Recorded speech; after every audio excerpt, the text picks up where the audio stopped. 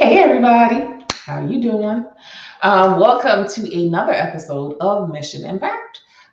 So this is the last in the series of capacity building. Not the last time we're going to talk about capacity building, but just in the series that we decided to do on capacity building, because you will always hear us refer back to capacity building because it is that essential to the success of your nonprofit organization, social enterprise, or small business.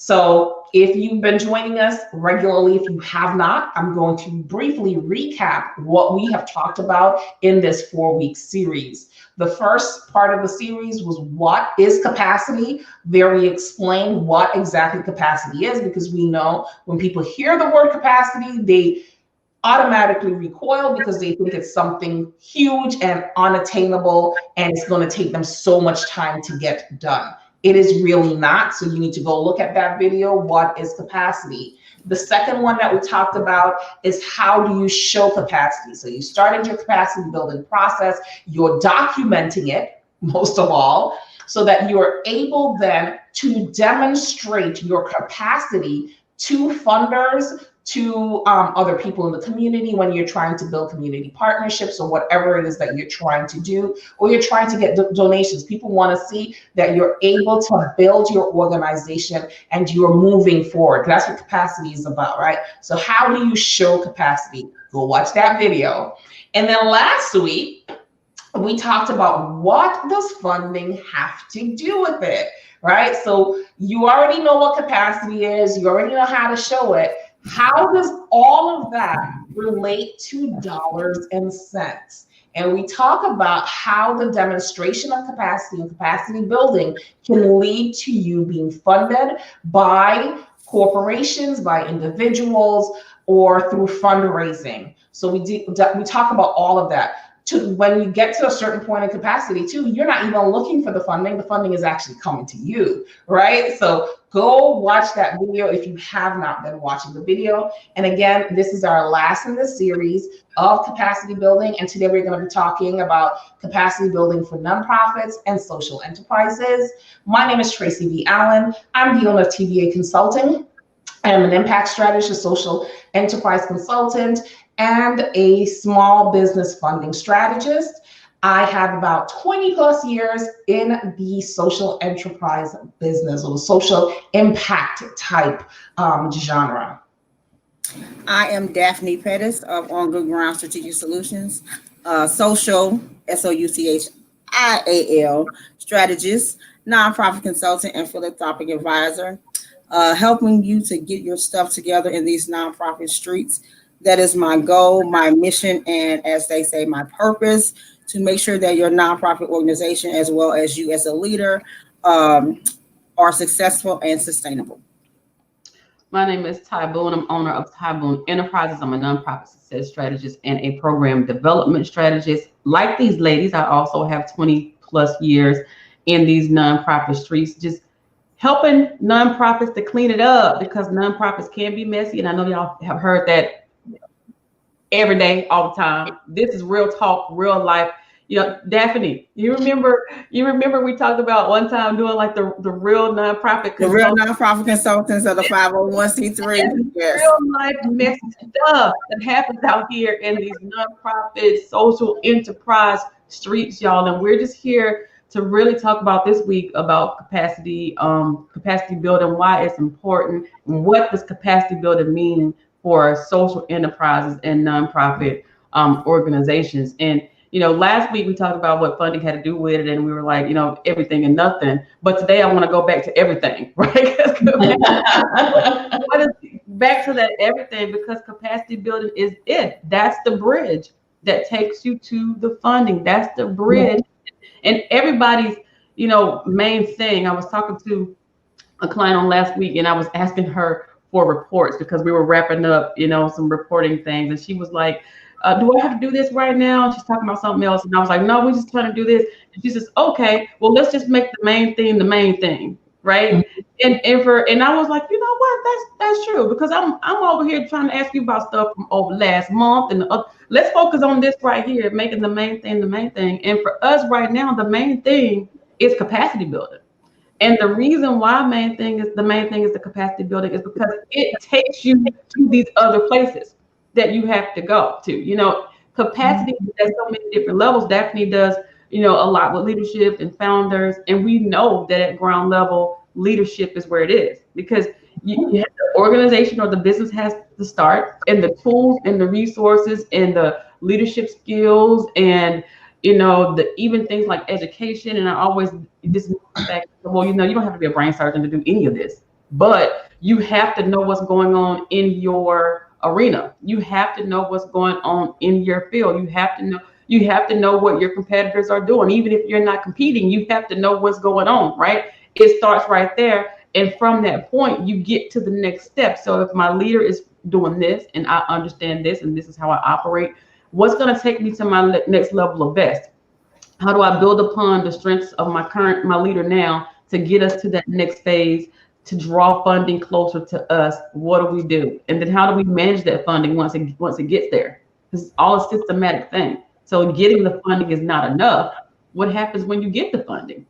Take care of it. Who manages it? You know, going back to my thing with being a grants management consultant and all this kind of stuff, I was in a little situation where I'm like, okay, getting these reports in and things looking crazy for some people. Like, what is happening with this ain't what you said you was gonna do with this money and what this, and then they go, oh, well, Ty, well, something happened, COVID happened, and we weren't able to do this. Being able to have a plan in place is a part of capacity building. When disasters strike, when something like COVID and we didn't expect it, we don't care over here in the funding end that COVID happened. You still got the money. We want to know what happened to this money, and we want to know who managed this money when your CEO is sick. We want to know what y'all do with it, because we ain't got it. If y'all didn't give it back, we want to know what happened to it. So what did you have in place? What kind of systems do you have in place to ensure that you're strong in certain levels of capacity, so that next time when we have this funding opportunity, I won't tell them to take your name off the list. So you can apply for this the next time because you were able to manage it this time. And I would say that, you know, capacity helps you stay out of trouble. You know, it really does. It helps you stay out of trouble because ignorance is not bliss. And to say that you don't know or you didn't know in regards to funding and in regards to a lot of things, you know, are you aware of the trends in your in the area that you serve? You know, are you up to date on the laws, the regulations, certificates, those certifications that are needed? You know, I know group homes are popular. You know, I'm gonna say popular, but foster care and well, they're popular. Youth homes, group homes, youth homes, maternity homes, shelters. Those are popular areas right now for nonprofit organizations. But do you know what it takes to properly operate those? And do you have the capacity to actually do that? You know, I think sometimes we, as passionate people, we just go and we start doing. But then, you know, that passion can actually get you in trouble. You know, so capacity actually, you know, capacity building will keep you out of the orange suit. You know. Because capacity is not the new black. You know, impact is the new black, not nothing else. You know, you don't want to be wearing orange. You know, and to say, you know, to say that you didn't know it, and we're gonna take it as a funding, as you know, Todd was saying. You know, I hear a lot of people talk about grants and wanting to get grants, but I always tell people, getting a grant is easy. Managing it is what's hard, because what are you going to do after the fact? Because you just can't get money and say that you got it and then spend it. You have to be accountable for those dollars. You have to financially account for and report for them, as well as programmatically, especially if you want those big dollars, those federal dollars. And that's my area. of expertise in regards to federal grants and managing those. You know, it's not an easy task, and if you as an organization don't have the capacity to manage those grants, it can get you in trouble. Absolutely. So for me, when I first start working with small businesses or social enterprises, the first step to building capacity for me is to sit you down and figure out where it is that you want to go in the long term. Okay. So coming up with some goals and objectives for, and some benchmarks for it, like we talked about before. What is it that you're hoping to achieve? What is your end result? Why are you doing this? Okay, if I understand and you understand why you're doing this, then we can start with the capacity building, which is developing these plans, right? Which is the business plan, the strategic plan, the fund development plan, the plan, right? So developing all of these plans to implement strategies to get you to capacity. It's the steps, the processes, the systems that you're going to be able to utilize to build and achieve your goals. So that is if nothing else you take away from this whole thing that we're talking about is understanding that you need to have those systems and processes in place to build capacity. Everything that you do in your business, in your nonprofit, in your social enterprise has to have some type of measurable result, right? We're all about data, because data is a big part of capacity. I'm surprised we haven't talked about that, right? So data is a big, because we're always talking about data. So data is a big part of capacity building. And I think we touched on that. We just did not call it data. When we're talking about knowing how much people you served, where you serve them, how you serve them, what the outcome, all of that is data. That is all of the information that you need to get funding. You're not going to be able to demonstrate capacity without data. So when we talk about showing capacity, where's your data? Where's it at? Okay, telling me, oh, I serve 200 people and blah, blah, blah, blah, blah. And you like rattling off all these numbers. That's not impressive to me because I could pull numbers out my head too, all day, every day, right? Where is this data stored? Show me the evidence that you actually did what you say you did. That is the showing of the capacity. So, okay, you helped 200 people, right? Oh, no, let me go back to this other one. So the people in my group right now, not one, a couple of people in my group right now are working on business plans. So one of the questions in the business plan is goals, objectives, and KPIs, right? So she was like, how do I write goals and objectives for my business and my social enterprise? And I was like, well, your business goals have to be closely related to your social enterprise goals because the two should be married, right? They go together, right? So they kind of go together. So honestly, they should be related to each other. So in showing capacity and building capacity, here's one good strategy to think about. If you're a social enterprise or even a nonprofit, you could still utilize this strategy. One of my goals is I want to be able to serve 200 people, right? So I want to provide, let's say, consulting services to 200 individuals this year. That is my business goal. But I'm also a social enterprise, so I have a social arm of my business. Then my social enterprise goal to match my business goal should be that I would like to supplement consulting services to 25 individuals at the end of the year. Apples to apples. Okay, not apples to oranges, apples to apples. What am I doing in my business that I can also demonstrate on the social aspect cause? Because here, when I serve 200 people, I should have enough surplus revenue from serving those 200 people to supplement 25 people. And I'm hoping that that's a good analogy that you guys can understand, like how building capacity just goes all around when it comes to not only getting clientele, getting funding, and just growing and expanding your business, and still what we talk about here, creating impact for the mission that you said you want to champion. And that's my 2 cents about that. Yeah, I mean, I like the analogy about, and making the pieces fit together. making it make sense. Because I think when a lot of people think about data, and you mentioned data, they get scared because data means numbers, right? And a lot of us are like, we're terrified of numbers. I taught statistics and research methods, and I still don't like numbers. So we're good, but we're like, we get a little intimidated by the numbers, and we're making it a lot harder than it has to be. Who did you serve? How did you serve them? How did you know that you made the impact that you said that you made? That's basic data collection. Who are these people? What are the demographics of these people?